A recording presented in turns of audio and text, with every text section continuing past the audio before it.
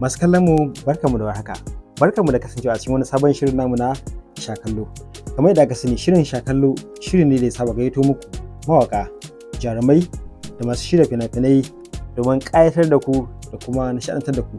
A wannan makon ina gabatar muku da babban mawaki kuma mutumi na sosai Faruq Inuwa. Faruq, barka da wannan lokaci. Barka dai. To kamar da kuka ji Faruq Inuwa dai na san ba ɓoyayyen suna bane kuma kun saba jin waƙoƙinsa daɗaɗa waɗanda aka yi su da hikima. Faruq, me baka sha'awa ka shiga harkar waƙa? To gaskiya na tashi tun da farko ina son waƙa kuma tana burge ni sosai. Wannan dalilin ne ya ja ra'ayina na ga to ni ma ina jin kamar zan iya. To bara na gwada ni ma baiwata na gani ko zan iya. To da na gwada kuma cikin ikon Allah sai na ga na samu abin da nake so. Na'am. Akalla shekara nawa da fara waƙa? Domin waƙa ce wadda hukumar ce waƙoƙi ne da an daɗe ana jin su. To akalla gaskiya zan kai kusan tun 2006 zuwa 7 da fara waƙa ta. Kawo kuma yanzu da nake yi. To mu labarin yadda aka sha gwagwarmaya tun daga 2007 zuwa yanzu, irin faɗi tashin da aka yi har ma ka yadda ko kuma ce har ma waƙa ta yadda ta rike ka a matsayin dan uwanta za a ce tun da kowace kana cikin ta. Ma'abocinta. So gaskiya gwagwarmaya duk abin da kake yi a rayuwa ba za ka ce baka sha gwagwarmaya ba in dai nasara ka sa a gabanka. Dole sai ka haɗu da ƙalubale, ka yi faɗi tashi, ka ga wancan bai maka ba, wancan ya yi maka, wancan abin daidai da ra'ayinka ne, wancan ba daidai da ra'ayinka ba ne ba. Duk dai da cewa ma ba ma tun farko ba ma ainihin waƙa ce ta fara jan ra'ayina na shiga harkar kayan da na'in ba. Kiɗa na fara sha'awa har kuma nake yi a hankali kuma ra'ayin waƙa ya fara shiga cikin zuciyata har kuma kawo yanzu. Tsawon Faruq ya aka iya kiɗa tunda ban sani ba ko dan ni ba na yi sai nake ganin kamar kiɗan ma zai fi waƙa wahala. Gaskiya kiɗa zan iya cewa ya kusan ya fi waƙa wahala tunda kaga zaka iya samun mawaƙa da yawa amma masu kiɗan ba su da yawa gaskiya. Duk da yanzu ma sun yawa to amma dai ba za su taɓa kaiwa adadin yawan mawaƙanmu ba ko kuma wannan ba za su taɓa kaiwa ba gaskiya ba ma za a haɗa ba. Wani kiɗa ka fara yi a matsayinka na makaɗi a wancan lokacin? Gaskiya ba zan iya tuna kiɗan da na fara yi. Amma wani kiɗa ka fara yi wanda kake ganin cewa wannan kiɗan shi ne ya kusan nuna wa duniya cewa ka iya kiɗa kuma jama'a suna baka kiɗa? To akwai kiɗan waƙar Nura M Inuwa ta abin sirri ne. Ita na fara yi. Abin sirri ne. An tana mana waƙar.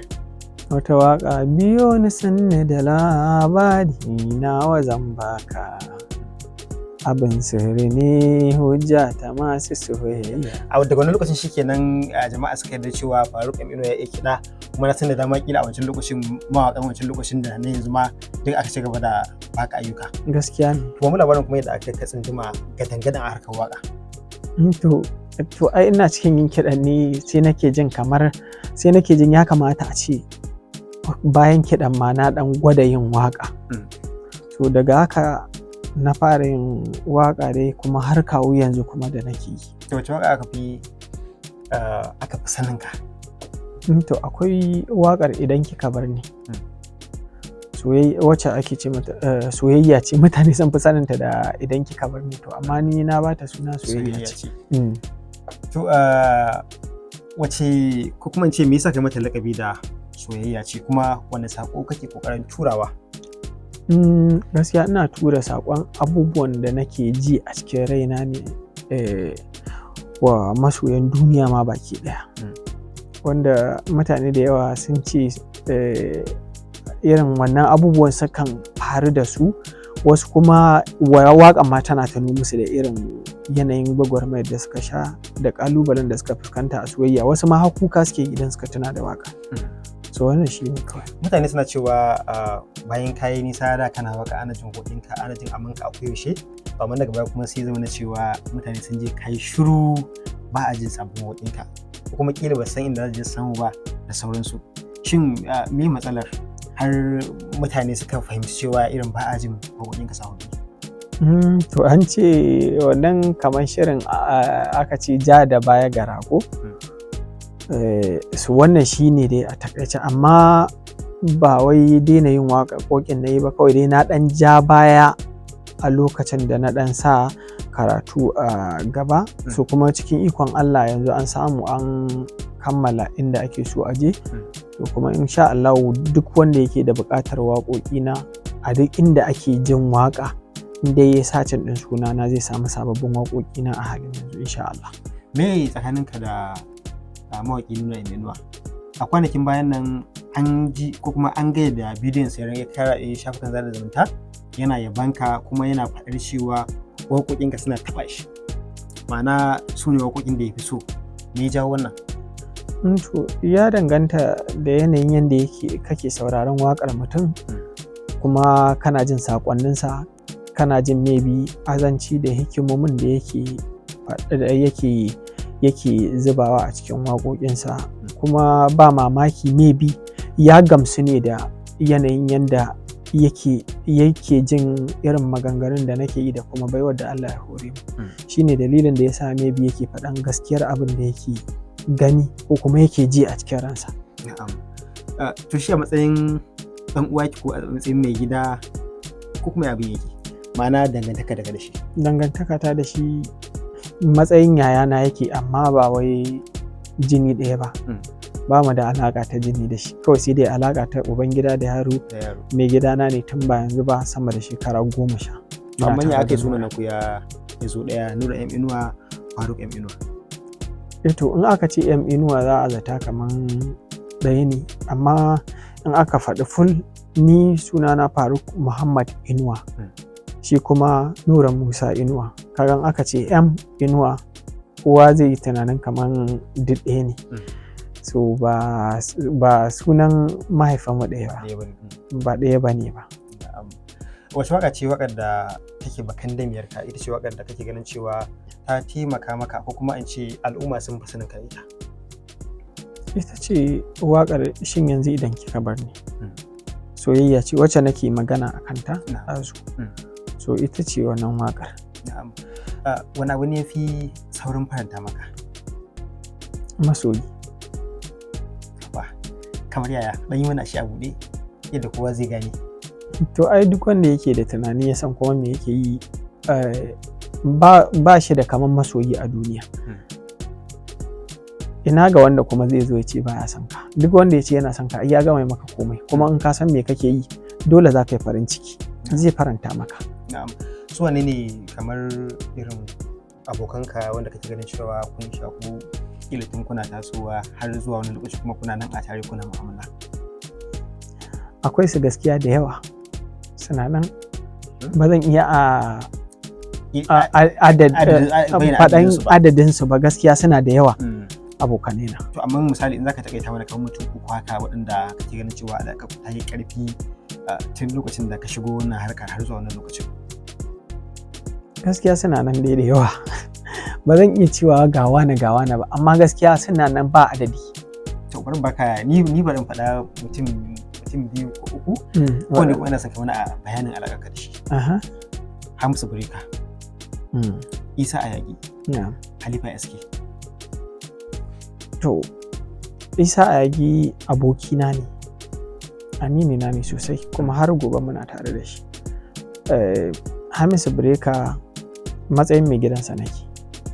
Amma kuma shi ma to amma dai cigaba sai in maka tambaya daga baya. Halifa SK shi kuma ai kaman ƙani ne a wajena. To wannan shi ne dai kawai a takaice. Kamar shi Hamisu Breka da yake a matsayin yaranka, kuma labarin kamar irin yadda aka yi zama yaranka. Inda ka san aka ce yaro kamar ba maki ko ka koya masa wani abun wanda ka koya abu shine zai zama a matsayin yaranka. To haka ne.